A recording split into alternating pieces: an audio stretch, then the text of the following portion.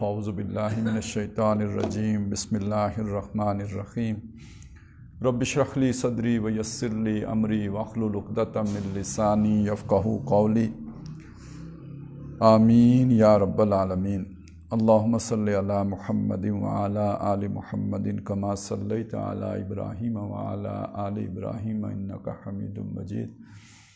اللہم بارک علی محمد وعلی آل محمد کما بارکت علی ابراہیم وعلی آل ابراہیم انک حمید مجید۔ ہم آخری زمانے کی جن حدیثوں کا مطالعہ کر رہے تھے ان میں ہم نے یہ دیکھا کہ ابتدائی طور پہ ایک جنگوں کا سلسلہ شروع ہوگا، پھر ان جنگوں کے سلسلے کے درمیان کہیں حضرت مہدی جو ہے وہ ظاہر ہوں گے اور وہ ایک بڑا علاقہ مسلمانوں کے قبضے میں آ جائے گا۔ پھر اس کے بعد دجال نکلے گا اور پھر یہ کہ اس کا قلع کما کرنے کے لیے حضرت مسیح علیہ السلام آئیں گے، ان کا نزول ہوگا۔ تو یہ جو مختلف واقعات ہوں گے اس میں کچھ تو ہم نے وہ تفصیلات احادیث کی روشنی میں پڑھ لیں، کچھ ہم نے ذرا قرآن مجید اور احادیث کے حوالے سے جو اعتراضات تھے کہ یہ جی لوگوں نے کہانیاں بنا لی ہیں، ایسا کچھ نہیں ہونا، اس کے بھی ہم نے جواب دینے کی کوشش کی۔ اب ہم ذرا فوکس کر رہے ہیں اور کوشش کر رہے ہیں کہ آج ہی یہ معاملہ اگر نمٹ سکے، کیونکہ ہے یہ بہت تفصیلی معاملہ، بڑی کئی جلدوں پہ لوگوں نے اس پہ کتابیں لکھی ہیں دجال کے موضوع پہ۔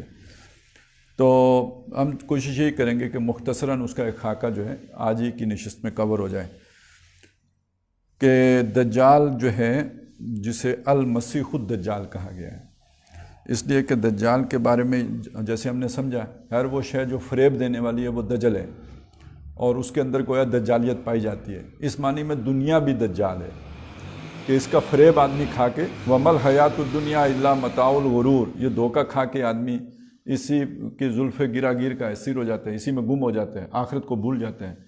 تو ہر وہ چیز جو کسی دوسری شے کو بھلانے کا سبب ہو وہ فریبی چیز ہے۔ تو اس معنی میں جو بھی فریب دینے والا ہے اس میں دجل کا پہلو شامل ہے۔ تو دنیا بھی فریبی ہے، فریبی دنیا، تو دجالی دنیا۔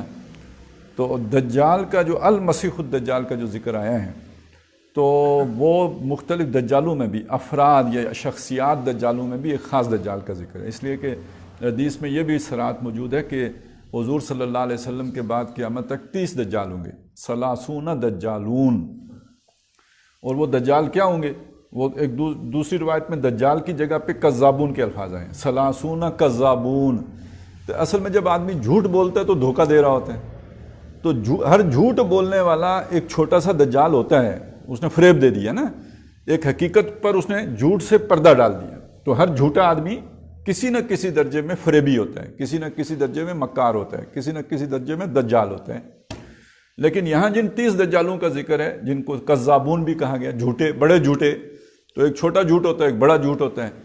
تو اس پہ علماء کا کہنا یہی ہے کہ یہ وہ لوگ ہیں جنہوں نے نبوت کا دعویٰ کیا ہے۔ مثلا کذاب، مسلمہ کذاب، یہ تو یعنی نبی صلی اللہ علیہ وسلم کے دور ہی میں سمجھ لیجیے ان کے فوری بعد جو ہے وہ ظاہر ہو گیا تھا نبوت کا دعویٰ لے کے۔ تو مختلف ادوار میں مختلف نبوت کے دعوے دار، جھوٹے دعوے دار، کتنا بڑا جھوٹ ہے۔ ایک تو یہ بھی جھوٹ ہے نا کہ بھئی کوئی آدمی کسی سے کوئی چھوٹا موٹا جھوٹ بول دے تو وہ چھوٹا فریب ہے، لیکن جو آدمی یہ کہے میں نبی ہوں جبکہ وہ نبی نہ ہو، اور ظاہر ہے اب کسی نے نبی ہونا ہی نہیں، اب کوئی امکان ہی نہیں کسی کی نبوت کا، تو وہ گویا بڑا دجال ہے، ایک کذاب ہے۔ تو حضور صلی اللہ علیہ وسلم کے بعد قیامت تک 30 دجال یا 30 کذاب آئیں گے، جن میں سے ایک اچھا یہ عام آپ نے دیکھا ہوگا کہ جب کوئی نبوت کا دعویٰ کرتا ہے تو اس کے ساتھ کذاب کا لفظ لگا دیتے ہیں، یوسف کذاب۔ تو اسی طرح جو ہے نا قادیانی، مرزا غلام احمد قادیانی کذاب، کذاب تو سب لگا دیتے ہیں، دجال کوئی نہیں لگاتا، حالانکہ کذاب اور دجال برابر ہے۔ سمجھ آئی نا میری بات کی؟ تو جو کذاب ہے وہ دجال بھی ہے۔ تو اس حوالے سے جو جھوٹی دعوے دار ہو نبوت کا، اور حضور کے بعد چونکہ کسی نبی نے نہیں آنا تو جو بھی دعویٰ کرے وہ جھوٹا ہی ہے، تو وہ ہے در حقیقت اپنے وقت کا دجال بھی، اپنے وقت کا کذاب بھی۔ یا ایک چیز اور سمجھ لیجئے، ایک آدمی اپنے اندر ان خواص کا دعویٰ کرے جو نبوت کے خاص سے ہیں، یعنی خاص ہے وہ چیز نبوت کے، معصومیت صرف نبی کے ساتھ ہے، غیر نبی کوئی معصوم نہیں ہو سکتا۔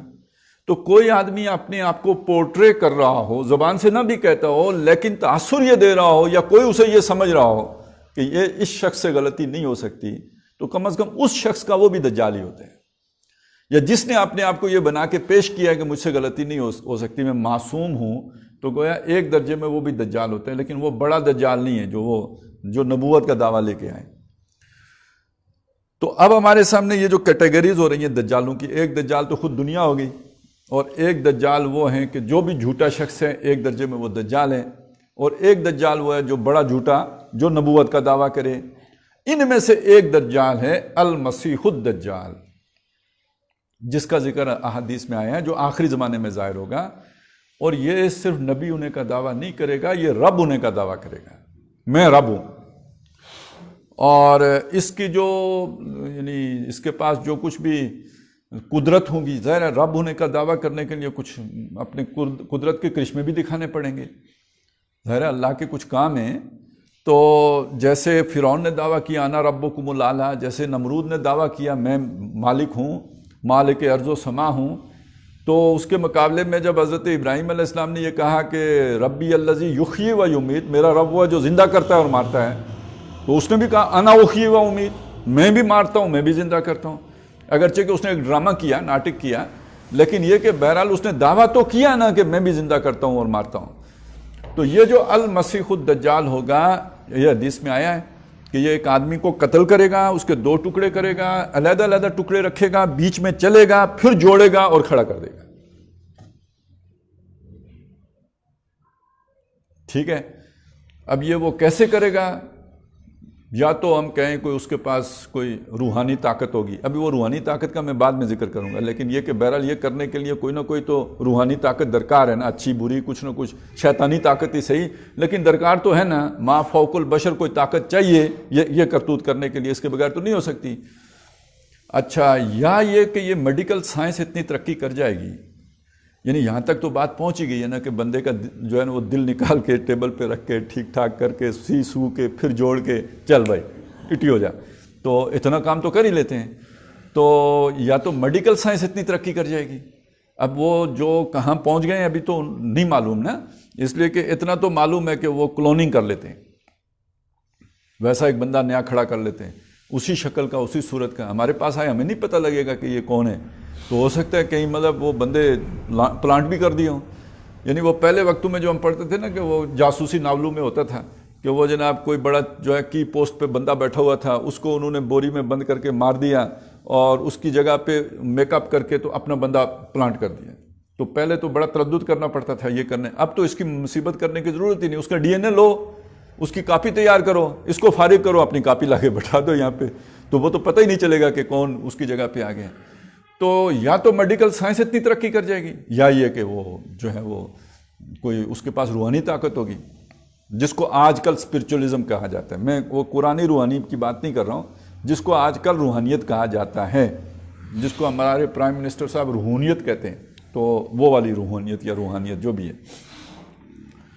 اسی طرح اس کی یہ بھی ذکر آیا ہے کہ وہ کسی زمین سے گزرے گا، بے آب و گیا زمین، یعنی بنجر پڑی ہوئی، خشک، اس میں کوئی رویدگی نہیں ہوگی، کوئی سبزہ نہیں ہوگا، کوئی چارہ نہیں ہوگا، وہاں سے اس کا گزر ہوگا، اور اس کے اشارے سے وہ سرسبز و شاداب لہلاتی کھیتیاں وہاں پہ وجود میں آ جائیں گی۔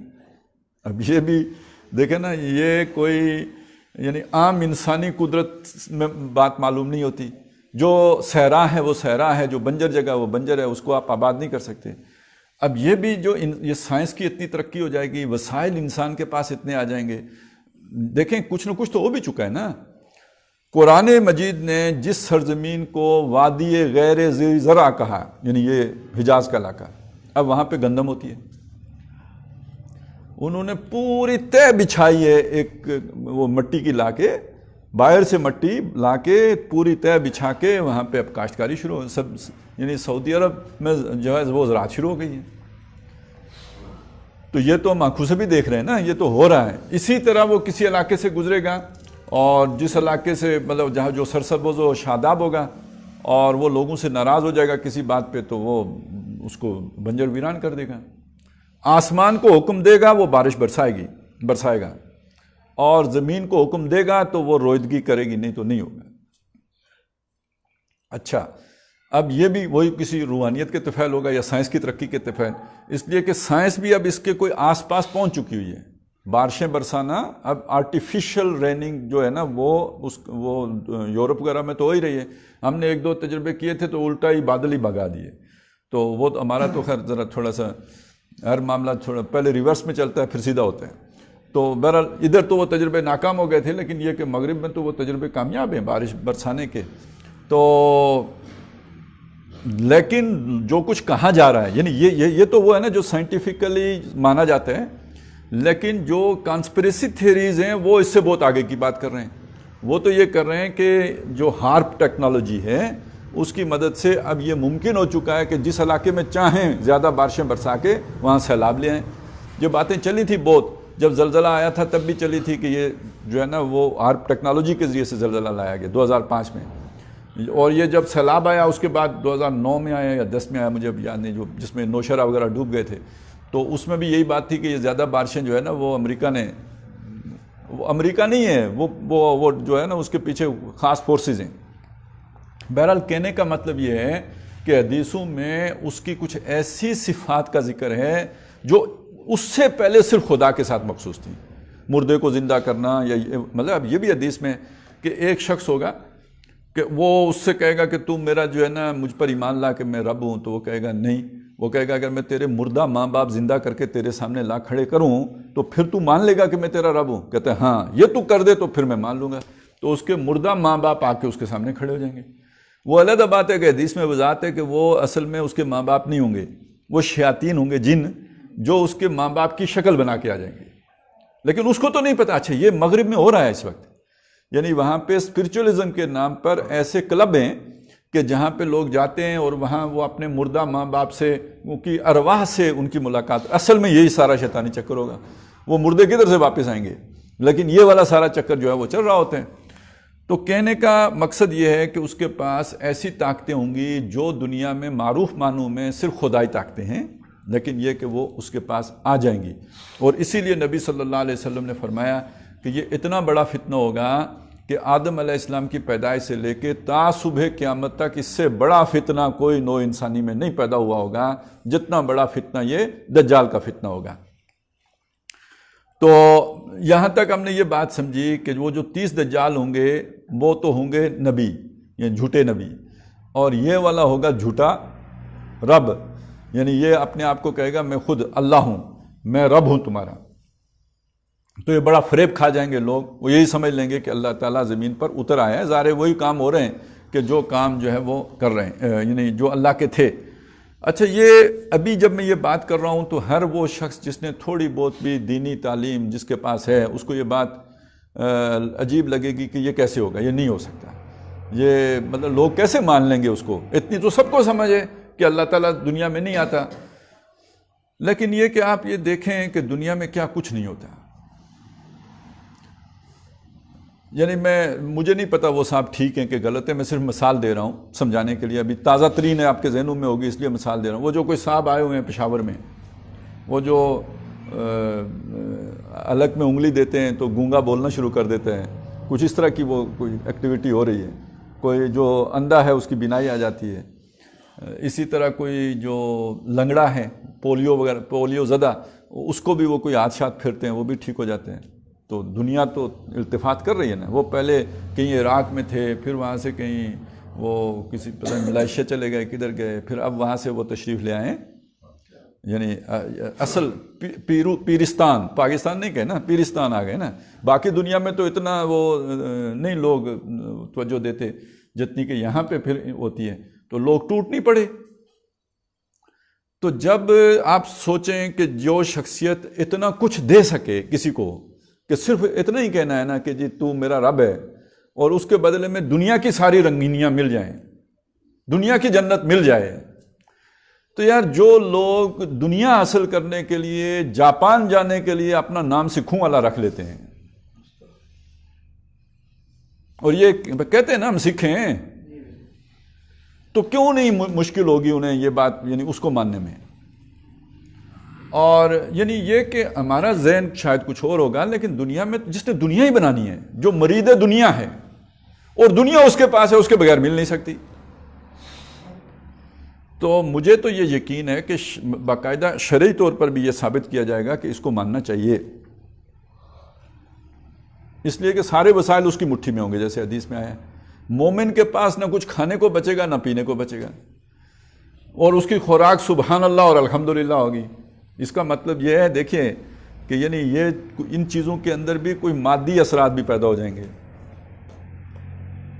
غذا بن جائیں گی وہ، یعنی انرجی دیں گی آپ کو گندم نہیں انرجی دے رہی ہوگی آپ کو، جو ہے وہ تو سب وسائل اس کے پاس چلے گئے، آپ کے پاس ان میں سے کوئی شے نہیں ہوگی۔ تو آپ جس نے ایمان پر جینا ہے وہ سبحان اللہ الحمدللہ کھا پی کے جی رہا ہوگا، ٹھیک ہو گیا، تو وسائل سارے کے سارے اس کے پاس ہیں۔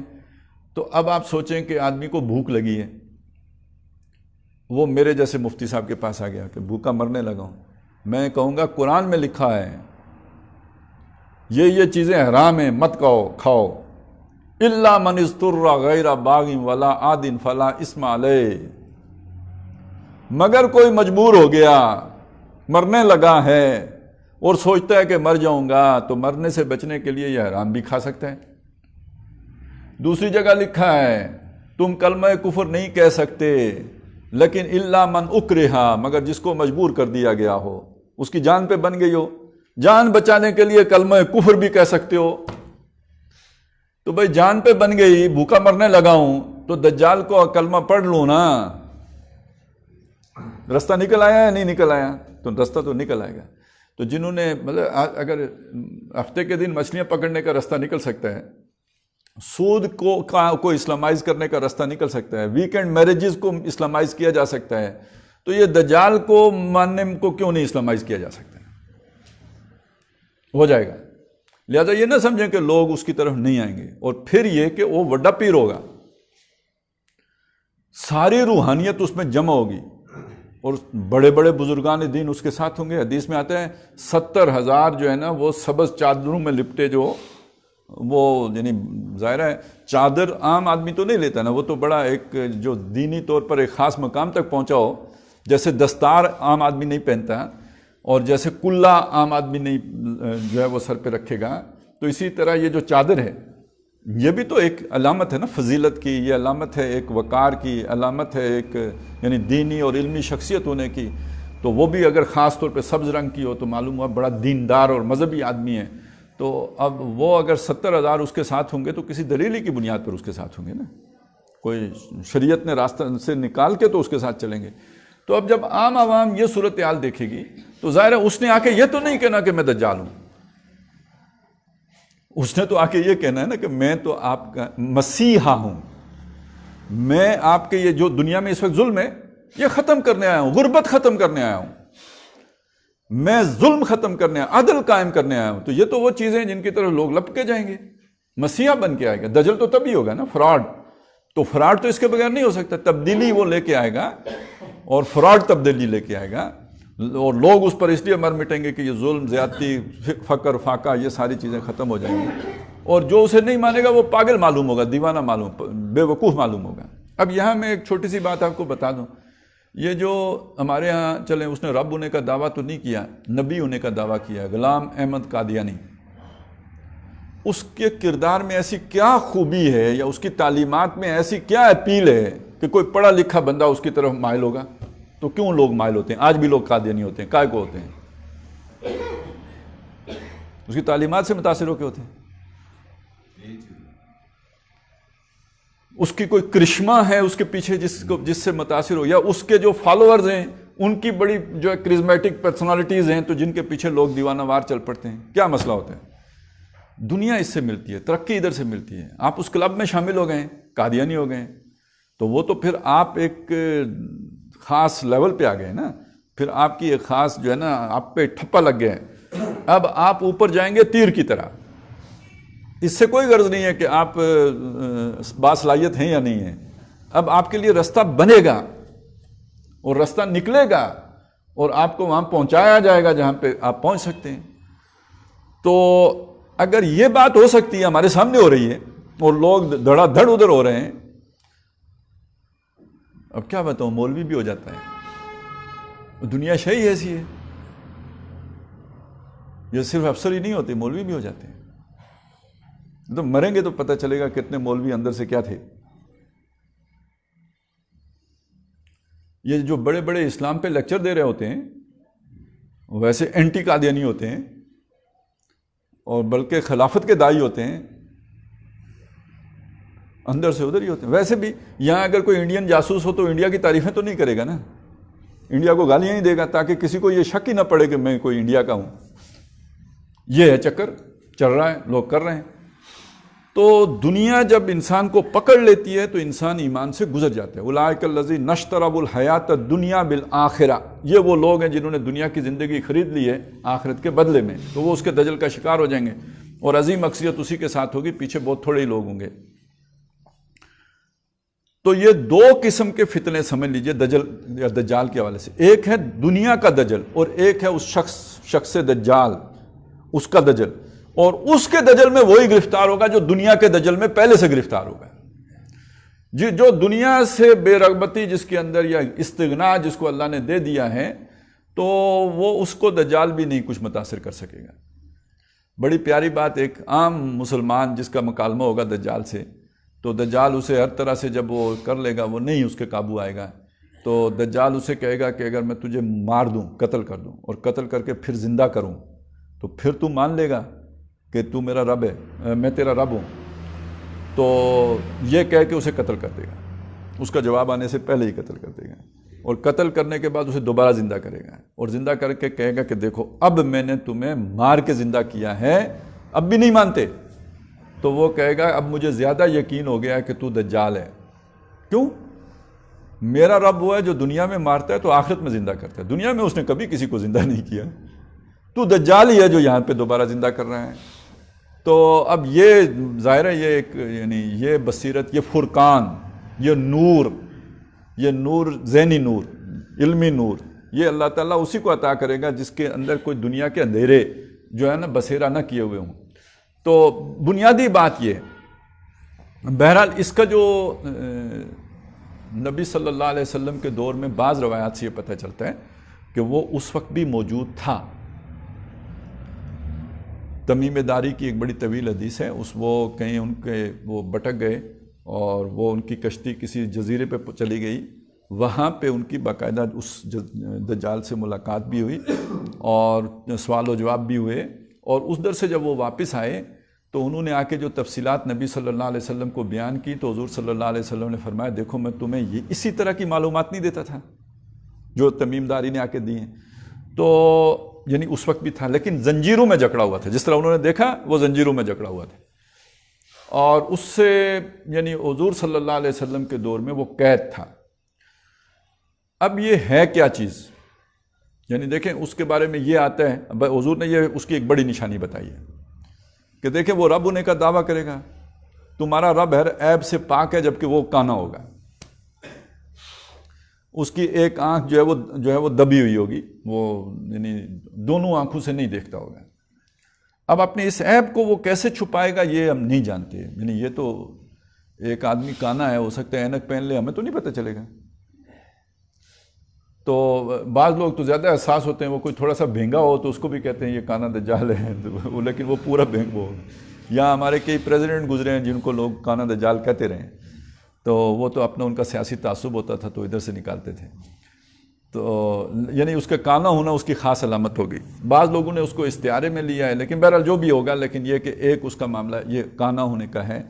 وہ یعنی وہ اس کی ایک, بلکہ یہ بھی لگتا ہے بعض جگہوں پہ کہ اس کی دائیں آنکھ جو ہے وہ دسی ہوئی ہوگی, بعض جگہ معلوم ہوتا ہے بائیں آنکھ ہوگی, تو یہ بھی ہو سکتا ہے عدلتی بدلتی رہتی رہیں.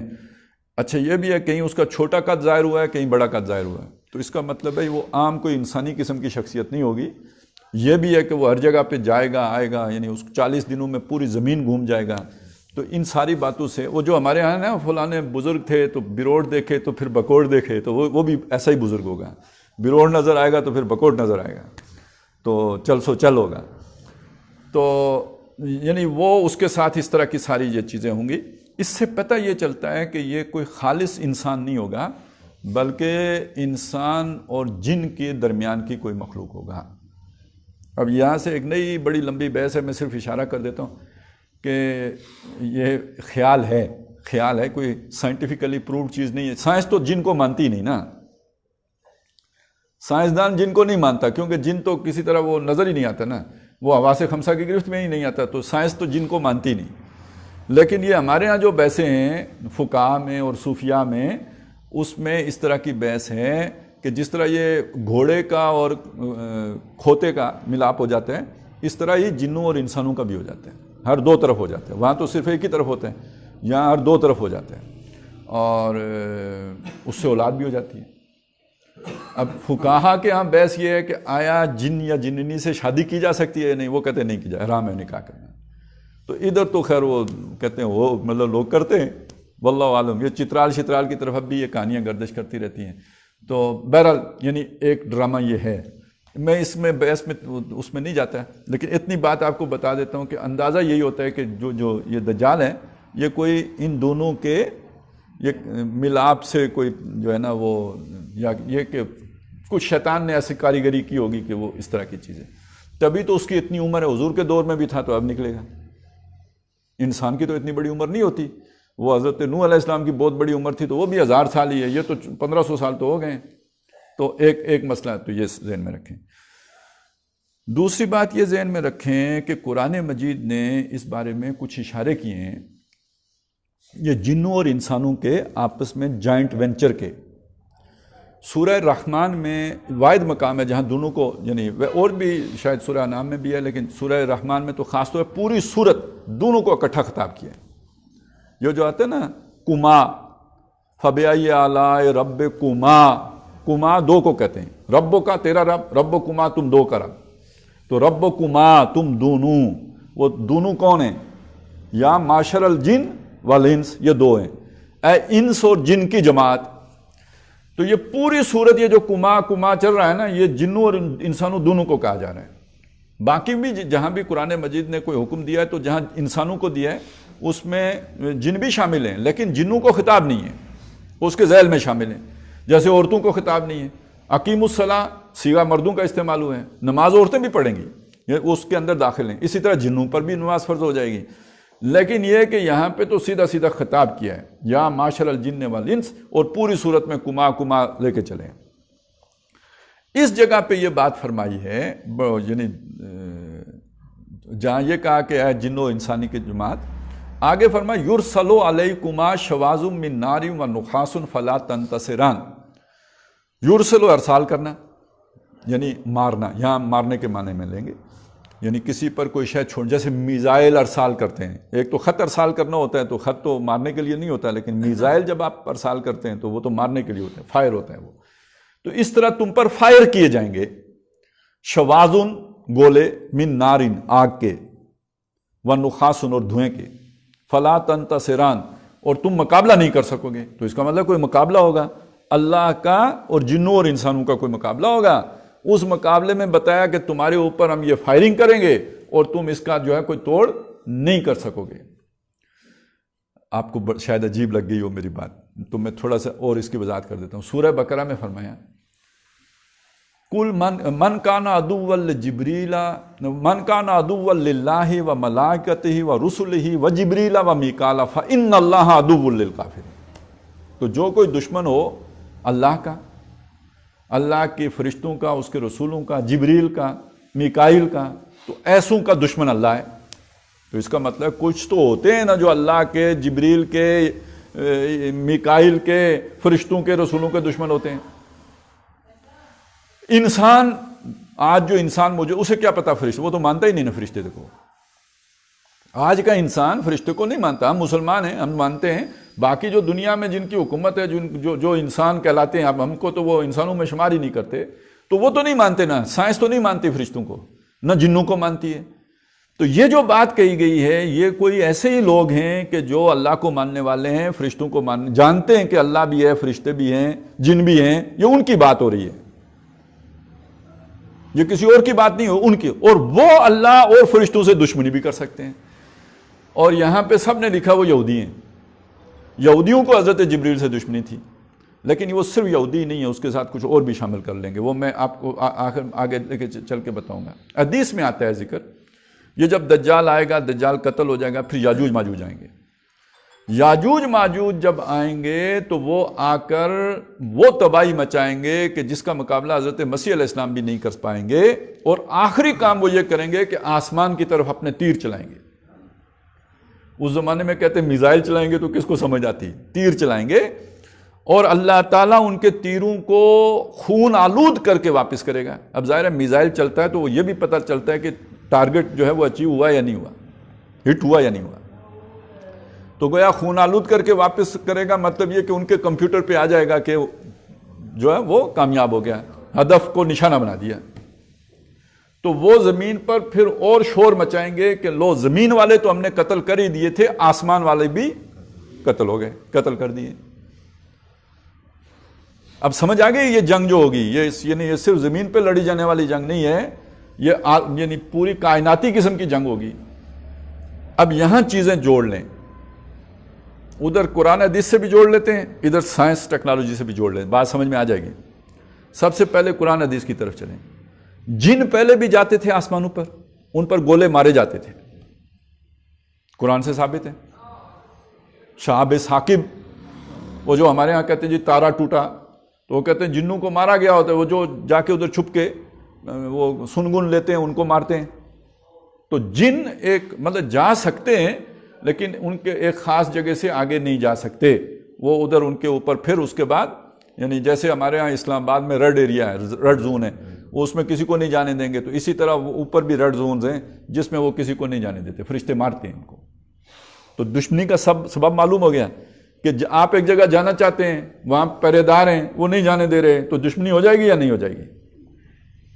تو یہ صرف یہودیوں کی دشمنی نہیں ہے، یہ جنوں کی دشمنی بھی ہے۔ کس سے؟ ان فرشتوں سے جو پہرے پہ بیٹھے ہوئے ہیں، ان کے ساتھ ان کا جو ہے وہ مقابلہ ہے۔ اب وہ تو ان پر غالب نہیں آ سکتے تھے، لیکن انسان کو فرشتوں نے سجدہ کیا ہوا ہے، یعنی انسان کا راستہ فرشتے نہیں روکیں گے۔ تو اب جب انسان اور جن مل کے جائیں گے تو اس کو راستہ مل جائے گا۔ اور یہ جو آپ کی شٹلز جاتی ہیں، جو اس میں سائنسدان جاتے ہیں، ذرا ان کی شکلیں دیکھیں، جادوگروں والی ہیں یا نہیں ہیں؟ لباس تو جو پہن لیتے ہیں وہ تو پھر کچھ اور ہی شے بن جاتے ہیں، لیکن یہ ویسے بھی جب آپ انہیں دنیا میں بھی جو اپنے کوئی انٹرویو دے رہے ہیں دیکھیں، اسی طرح جیسے کاہن لوگ ہوتے ہیں، بکھرے ہوئے بال، الجھی ہوئی شخصیت، بالکل وہ یعنی سائنٹسٹ اور ایک جو ہے نا ساحر، جیسے جادوگر آدمی ہو جس کے جنوں کے ساتھ یاریاں ہوں، وہ ایک جیسا معلوم ہوگا۔ تو جو یہاں پہ قرآن مجید نے بات کی ہے کہ ٹھیک ہے بیٹا آتے رہو گے، لیکن جب ایک اور دائرہ ہے جس کو جب اسے کراس کرو گے تو دونوں کو ماریں گے۔ پھر ابھی ایک کو تو جانے دے رہے ہیں، لیکن ایک وقت آئے گا پھر دونوں کو، بے شک تمہارے ساتھ جو ہے نا انسان بھی ہوں، پھر دونوں کو ماریں گے۔ یرسل علیکما شواظ من نار ونحاس فلا تنتصران۔ تو اب وہ والی بات بھی آپ کے سامنے آ گئی، یعنی حدیث والی بھی، یعنی یہ اوپر جاتے، اچھا سٹار وار، ستاروں سے جنگ، ٹھیک ہے، یعنی ستاروں کی جنگ، وہ کیا چکر ہے؟ قرآن مجید نے یہ بات بتائی ہمیں، وَلَقَدْ زَيَّنَّا السَّمَاءَ الدُّنْيَا بِمَصَابِيحَ وَجَعَلْنَاهَا رُجُومًا لِلشَّيَاطِينِ۔ یہ جو ستارے ہیں ان کو ہم نے بنایا چراغ، مصابیح، مصباح چراغ کو کہتے ہیں، اس کی جمع مصابیح ہے، اس کو چراغ بنایا، اور ان کو بنا دیا ذریعہ شیطانوں کو مارنے کا۔ یعنی یہ سنٹر ہیں، یہ مراکز ہیں جہاں پہ اللہ کا میزائل سسٹم نافذ ہے، رکھا ہوا ہے، اسٹیبلشڈ ہے، اور وہاں جو کوئی جن ادھر سے گزرتا ہے تو وہ جیسے آٹو فائر ہو جاتا ہے نا، آپ کیمرے کی نظر میں تو وہ فائر آ سکتا ہے، تو وہ یعنی وہ ایک اللہ نے وہاں گائیڈڈ میزائل لگائے ہوئے ہیں، جو ہی ادھر سے جن گزرے گا تو فائر آئے گا۔ تو سٹار وار کیا ہوگا؟ جیسے ہوتا ہے نا کسی کا آپ نے چوکی جو ہے وہ اڑا دینی ہے، تو گویا جو اللہ تعالیٰ نے جنوں کے خلاف اپنی کمینگاہیں بنائی ہوئی ہیں، جو مورچے ہیں، ان کو اڑانا ہے نا، اور کس کے خلاف جنگ کرنی ہے جا کے ستاروں پہ؟ یعنی ادھر سے یہ کام چل رہا ہے، ادھر سے وہ میں نے آپ کو حدیثوں کے حوالے سنا دیا۔ تو یہ بہت بڑی ایک جنگ تو وہ ہے جو زمین پہ ہوگی، یہ جو دجال والی جنگ ہے یا جو شیطان جنگ برپا کرے گا، یہ جنگ بہت یعنی کائناتی قسم کی جنگ ہوگی، بہت بڑی جنگ ہوگی، اور یہ اس میں تو پھر مقابلہ اللہ ہی کے ساتھ ہے ان کا، اور آخر میں جو ہے وہ ختم جو بھی یعنی یہ کوئی بہت ہی جسے کہیں تباہ کن قسم کی جو ہے نا وہ ایک ایکٹیویٹی ہوگی. اس کو ہم ابھی صرف ایک اندازہ میں آپ کو بتا رہا ہوں, اس کو حقیقی معنی میں ہم سمجھ بھی نہیں سکتے آج کہ یہ کہاں تک بات پہنچے گی. صرف میں اس فتنے کا ایک آپ کو اندازہ کروانا چاہ رہا ہوں کہ کتنا بڑا فتنہ ہوگا. اگر وہ رب بن کے آئے گا اور اتنی طاقت کے ساتھ آئے گا تو پھر لوگوں کے لیے اس کے آگے سجدہ کرنا کتنا آسان ہو جائے گا. یہاں اب بھی ایک وزیر اعظم بننے کے لیے بندہ سجدہ کر لیتا ہے, کیا کچھ نہیں چاٹ لیتا. تو یعنی یہ تو پھر اس طرح کی مخلوق پھر ساری اس کے آگے لیٹ ہی جائے گی, اور ساری وہ جو روحانیت والا چکر ہے وہ بھی سارا اس کے ساتھ جڑ جائے گا. یہ تو ہو گیا سائنس کے حوالے سے بات. اب میں آتا ہوں ایک اور چیز کی طرف, وہ یہ ہے, اور یہ اس کو ذرا سمجھنے کی کوشش کیجیے گا. دنیا میں اگر آپ نے ان بڑے لوگوں کی تھوڑی بہت ہسٹری پڑھی ہو, یہ جیسے چنگیز خان ہے, جیسے ہلاکو خان ہے, جیسے فرعون ہے, نمرود ہے, یہ جو بڑے بڑے بادشاہ ہوتے تھے, سکندر ہے, آپ پڑھیں گے تو بہرحال یہ جیسے بابر وغیرہ تھے, یہ جو افغانستان سے آئے, بر صغیر میں آئے, ان کو آپ پڑھیں گے تو ایک طرف شیطان قسم کے لوگ, مطلب ان کے اندر کوئی نیکی کی کوئی شے آپ کو نہیں نظر آئے گی. ظالم, سفاک, انتہائی درجے میں فریبی, مکار, دھوکے باز. جنگ میں تو جیسے وہ کہتے ہیں نا ہر شے جائز ہوتی ہے, اسی طرح کا آپ کو ان کا کریکٹر نظر آئے گا. دوسری طرف عجیب قسم کے ان کے ساتھ آپ کو اس طرح کی چیزیں بھی مل جائیں گی پڑھتے پڑھتے کہیں کہیں, کہ جیسے ان پر کوئی واردات ہوئی ہو. جیسے وہ حضرت عمر کا رضی اللہ تعالیٰ عنہ کا ذکر آتا ہے نا, کہ وہ کہیں ایک موقع پہ کہیں پیچھے سے حملہ ہونے والا تھا, وہ بہت دور تھے, انہوں نے وہاں سے یا ساریا الجبل, کہ اپنا جو کمانڈر تھے ان کو وہاں انہوں نے مدینے میں سے آرڈر کیا کہ اے ساریا, پہاڑ کے پیچھے اوٹ لے لو پہاڑ کی. تو وہ لوگ بھی حیران ہوئے. بعد میں انہوں نے پوچھا آپ نے یہ کیا کہا, کہتے ہیں وہ ساریا کا مسئلہ تھا. تو بعد میں جب وہ واپس آئے تو انہوں نے کہا ہاں مجھ تک وہ آواز پہنچی تھی. اب یہ تو بالکل ہی ایک یعنی ما فوق الفطرت بات ہو گئی. اس طرح کی کچھ چیزیں آپ کو مل جائیں گی ان بادشاہوں کے ساتھ بھی. آخر لوگ ان کی اتنی تکریم کرتے تھے, اتنی تعظیم دیتے تھے, ان کے پیٹھ پیچھے بھی ان سے ڈرتے تھے, تو ان کے اندر کوئی روحانیت تھی تو یہ تھا. تو یہ سمجھ لیجئے کہ وہ شیطانی روحانیت تھی. یہ حضرت عمر رضی اللہ تعالیٰ عنہ والا معاملہ کوئی اور ہے. اور یہ میں آپ کو بتا چکا ہوں, خواب آیا تو خواب اللہ کی طرف سے بھی ہو سکتا ہے, خواب شیطان کی طرف سے بھی ہو سکتا ہے.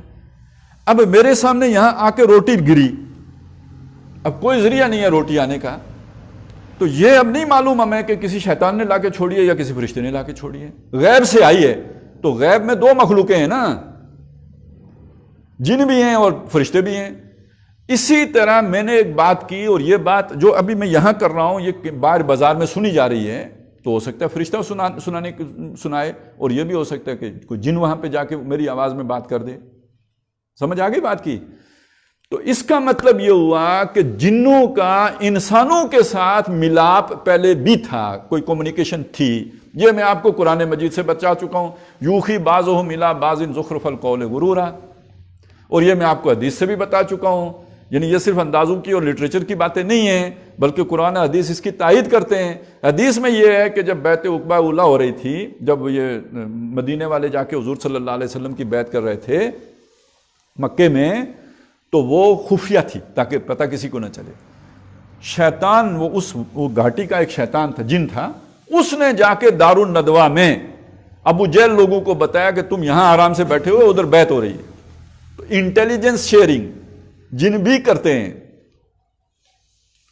اور یعنی یہ بات مانی تو نہیں جاتی, لیکن یہ بات کہی جاتی ہے. لوگ کہتے ہیں کہ موساد ہو, را ہو, CIA ہو, یا ہمارے والے ہوں نمبر 1, ان سب کے ہاں ایک پورا شعبہ ہے وہ ان لوگوں کا جو جنات کے ذریعے سے مطلب یہ سارے دھندے چلاتے ہیں, خبریں لیتے ہیں. پیر پنجر صاحب کو جانتے ہیں نا, تو ان کے بھی روحانی ہیں, انڈیا والوں کے بھی روحانی ہیں, تو موساد والوں کے بھی روحانی ہیں. ہر جگہ روحانی موجود ہیں. اب یہ کون سے روحانی ہیں؟ ان کا فرشتوں سے رابطہ ہے. چلیں ہمارے والوں کا ہو گیا, چلیں فرشتوں سے مان لیتے ہیں, کیونکہ یہ بڑے نیک ہیں. انہوں نے سورہ مزمل 1,00,000 دفعہ پڑھی ہوئی ہے, تو ان کا موکل جو ہے نا وہ سورہ مزمل ہوگی, چلیں مان لیا. لیکن یہ کہ وہ ہندو جو ہے اس کے ساتھ کون ہے؟ اس کو یہ خبریں ادھر ادھر کی لا کے کون دیتا ہے؟ موساد والے کو کون لا کے دیتے ہیں؟ تو یہ شیاطین جن ہیں. ٹھیک ہو گیا؟ تو اب یہ جن اور انس مل کے پہلی بات یہ سمجھ لیں کہ ان کا ادھر زمین کے اوپر بھی ملاپ ہے. اب آ جائیں تیسری چیز کی طرف. تیسری شے یہ ہے کہ میں نے آپ کو بتا رہا تھا کہ حضور کے دور میں وہ صاحب جو تھے وہ قید تھے، زنجیروں میں جکڑے ہوئے تھے. بعض ایسی باتیں ہیں جن سے یہ پتہ چلتا ہے کہ 1000 سال کے بعد وہ آزاد ہو سکتے تھے. یعنی وہ ان کا اس نے اسی وقت کہا تھا نا، میں بس تھوڑے دنوں میں ہی آزاد، یہ ہو گیا بس، یہ زیادہ عرصہ نہیں چلے گا، میں یعنی آزاد ہونے والا ہوں. اس کے بارے میں ایک اندازہ یہ ہے کہ وہ حضرت نوح علیہ السلام کے دور میں اس کی پیدائش ہوئی ہے، دجال کی، یعنی وہ بنایا گیا ہے اس کی طرف سے، شیطان کی طرف سے، اور وہ ابھی تک چلا آ رہا ہے. حضرت موسیٰ علیہ السلام نے اس کو زنجیروں میں جکڑا ہے، اور حضور صلی اللہ علیہ وسلم کے 1000 سال کے بعد وہ زنجیروں سے گویا آزاد ہو گیا. آج سے 400 سال پہلے سے آزاد شد. تبھی تو باپ جو ہے نا وہ اکبر نے کہا تھا کہ اب پرانا دین ختم کرو تو نیا دین لے کے آؤ. جو کچھ اکبر کہتا تھا وہی آج سیکولرزم ہے. سمجھ آئی میری بات کی؟ جو اکبر کہتا تھا وہی آج سیکولرزم ہے، وہی آج بہت سے مسلمان دانشور کہتے ہیں. تو یہ سمجھ لیجئے کہ یہ جو بھی مغرب میں ترقی ہوئی ہے، عروج ہوا ہے، اس کے پیچھے وہ ایک طاقت ہے. ایون جو سائنسی ترقی ہے اس کے پیچھے بھی. اس کو ایک طرف رکھ دیں، آ جائیں دنیا کی طرف. یوں سمجھ لیجئے دنیا میں حکومتیں، یہ امریکہ کی حکومت ہے، یہ پاکستان کی حکومت ہے، یہ فرانس کی حکومت ہے. ہمیں امریکہ کا نہیں پتہ، ہمیں پاکستان کا پتہ ہے. ہماری جو معروف حکومت ہے اس کے پاس کتنا کچھ اختیار ہوتا ہے. اور یہ جو کوئی لوگ کام کر رہے ہوتے ہیں وہ کور کس بات کا لیتے ہیں؟ اسٹیبلشمنٹ کا. یہی کور لیا جاتا ہے نا، اسٹیبلشمنٹ ہے. لیکن اصل بات یہ کہ پیچھے کوئی ہے. اسٹیبلشمنٹ کتنی ہے یہ ہم نہیں جانتے.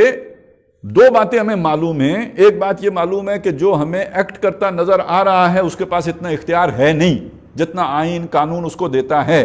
وہ اختیار اس کے پاس نہیں ہے. وہ کسی کا کٹھ پتلی ہے. کٹھ پتلی کون ہے؟ بتایا جاتا ہے کہ اسٹیبلشمنٹ ہے. ضروری نہیں ہے کہ وہ اسٹیبلشمنٹ ہو. یہ میں بتانا چاہ رہا ہوں. وہ کیا ہے وہ میں بتاؤں گا، آخر میں بتاؤں گا.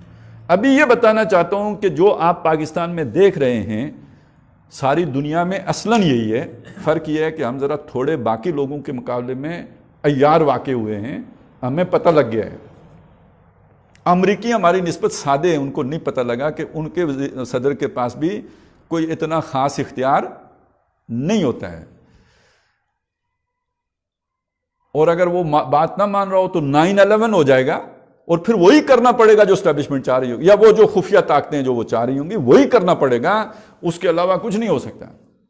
یہاں پہ بھی اگر کوئی نہیں کرنا چاہے گا تو کچھ نہ کچھ ایسا ہو جائے گا جس کے بعد APS ہو جائے گا، آپ کو وہ کرنا پڑے گا.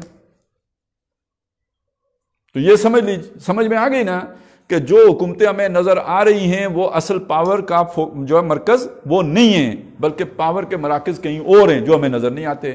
اور ہم ایک دھوکے میں ہیں، دجل میں ہیں. ہم یہ سمجھتے ہیں کہ اس کا مرکز اگر اسلام آباد میں نہیں ہے تو پنڈی میں ہے. میں اس سے پچھلی بات کرنا چاہتا ہوں وہ یہ ہے کہ اس کا مرکز ہمیں معلوم نہیں ہے کہ کہاں ہے. یہ کچھ افراد ہیں، میں آپ کو بتاتا تھا، جو جوڈیشری میں بھی ہیں، جو آپ کے دفاعی اداروں میں بھی ہیں، جو پولیٹیشنز میں بھی ہیں، جو صحافیوں میں بھی ہیں، جو مولویوں میں بھی ہیں، جو سوسائٹی کے ہر طبقے میں ہیں، اور ان کی نیٹ ورکنگ ہے. اس لیے میں نیٹ ورک کی اصطلاح استعمال کرتا ہوں. اب آپ اسے یوں سمجھ لیجئے کہ ایک نیٹ ورک کا بندہ ہے، شیطانی تنظیم کا بندہ ہے، چلیں یوں سمجھ لیں، شیطانی تنظیم کا بندہ ہے. وہ آدمی کسی اہم عہدے پر بیٹھا ہوا ہے، اس کی تو سب کے ساتھ کمیونیکیشن ہے. باقی جتنے بھی ہیں وہ اپنے آفس کے طور پر اس کو لے کے چل رہے ہیں، ڈیوٹی کے طور پہ لے کے چل رہے ہیں. وہ اس عالمی ایجنڈے کو سمجھ کے نہیں چل رہے، لہذا وہ بڑی آسانی سے انہیں مینوپولیٹ کر کے اس ایجنڈے پہ لے کے آ جاتا ہے جو اس خاص تنظیم کا ایجنڈا ہے. اور یہ عالمی تنظیم ہے. یہاں سے بندہ کنیکٹ ہو گیا اپنے سے بڑے سے بڑے سے بڑے سے اوپر جا کے کہیں جن شروع ہو گئے اور بات پھر دجال تک پہنچ گئی، تو وہ خفیہ طور پر اپنی حکومت اس وقت دنیا میں قائم کر چکا ہے. اس وقت ٹوٹلی شیطانی آرڈر آ چکا ہے، سب لوگ اس میں جکڑے جا چکے ہیں.